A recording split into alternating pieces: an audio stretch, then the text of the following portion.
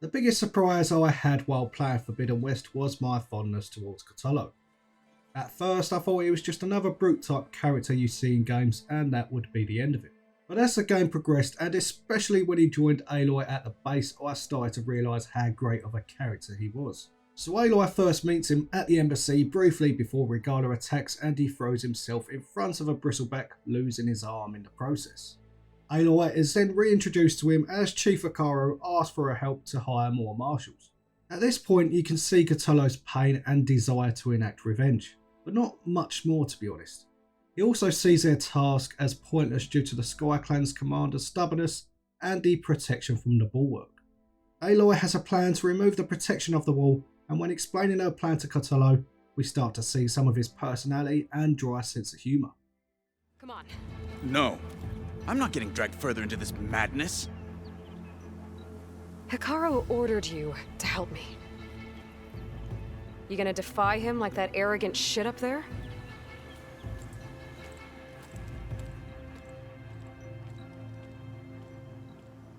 That was an unkind comparison.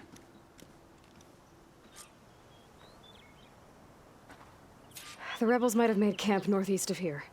And then what? The two of us go up against all of them? Pretty much, yeah. Oh, you may lack sense, but you don't lack courage. They then destroy a part of the bulwark and the Sky Clan commander gives in. Regala, being Regala, attacks the core route but she doesn't succeed and Aloy recovers Aether. And in doing so, another vision appears and everyone including Aloy, Kotallo and Ikara watch the inspirational speech by the Old Ones. The Tanarch even salute Chief Akaro like the Old Ones did. This is when Kotallo tells Aloy that he wants to join Aloy's cause and give his life to her. And it was actually a really great moment for him to join the cause as my fondness of Kotallo was starting to grow at this point. And it felt special to know that Aloy was gaining a very loyal ally. But wow, what really made me realise that Kotallo was great were the optional dialogues with him at the base. Although he liked to keep himself to himself, if you took the time to speak with him, there was a real stoic side to him that I never expected. I mean, watch this. What are you looking at over there? The others have been helping me decipher the symbols the focus shows me. So, I thought I'd try to understand the weapon you intend to use against the enemy. This Hephaestus, it will be able to make machines that answer to Gaia? Yes, How many? as many as we need. Such power. Has the world ever seen the like? The way he explains things was incredible, like I seriously think he could give Shakespeare a run for his money, like I said in this tweet. And like his voice actor, Noshir Dalal replied saying, the writers really killed it. And massive props to both the writers and Noshir Dalal by the way, because without them Kotallo would have never came to be. You know, I didn't realise this at first, but he's also the voice actor of Charles in Red Dead 2. Another very likeable character who has some similarities with Kotallo, which I may get into in a future video. Also, the music in the background adds to Kotallo's optional dialogues in a way that makes the things he's saying even more meaningful, more powerful. Those optional dialogues kept me enthralled with Kotallo, whether he was speaking about Erend, the Zeniths or the Old Ones.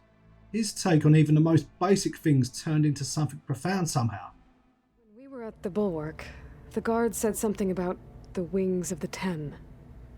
Hikaru also mentioned it at the cool route. Dekka, too. What does it mean? The visions tell us that the Ten flew on great metal machines with wings and leapt into battle from the sky. For us, to imitate this feat is the ultimate expression of martial prowess, and it is why the challengers leap into the arena during the cool route. Many times I imagined it as a child. The feeling of freedom and the awe it must have inspired. And because of moments like this, I listened to every piece of optional dialogue with Kotallo. I didn't want to miss a thing, to be honest. To think at first I thought he was just going to be a bit of a brute character. What also was admirable and likeable about Kotallo was his loyalty. His loyalty to Hikaru, to Aloy and the Wings of the Ten. He truly realised the sacrifice the Wings of the Ten and the Old Ones made to make sure life carried on. And he was willing to do the same whether he lived or died. He He was also willing to do anything to help Aloy and was inspired by her. Which is why I was very pleased there was a side quest with Kotallo helping him create a new arm. Even though it was a very dangerous mission for him and Aloy, it felt really good helping him. Though even after his arm was made and worked, he vowed to only use it when needed, as he accepted having one arm was part of who he was. And that was very admirable and noble. And at this point I was like, wow, what a guy. He even started to inspire me as the player. So obviously the game goes on and he helps Aloy defeat the Zeniths, but the last optional dialogue I had with Kotallo beforehand was a great and emotional tribute to Val. He recognised Val's bravery and summed his sacrifice up perfectly. We didn't really get to talk about what happened at Gemini.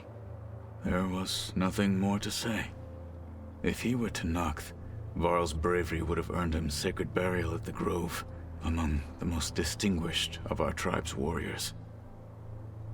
His deeds were worthy of the Ten. When the fight is done, I will have the Inkers etch his memory on my skin, so that it may live on. I'm sure he'd be honored. And that summed him up as a person, stoic, honourable, kind and knowing exactly what to say in any given situation.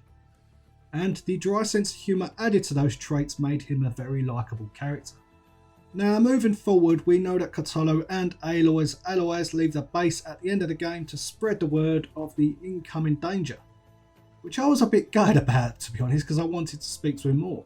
But to know that he's still alive gives me hope that we will see even more of him and even more optional dialogues in the future. So once again, I just want to say a massive thank you to everyone who made Kotallo into who he is in Forbidden West.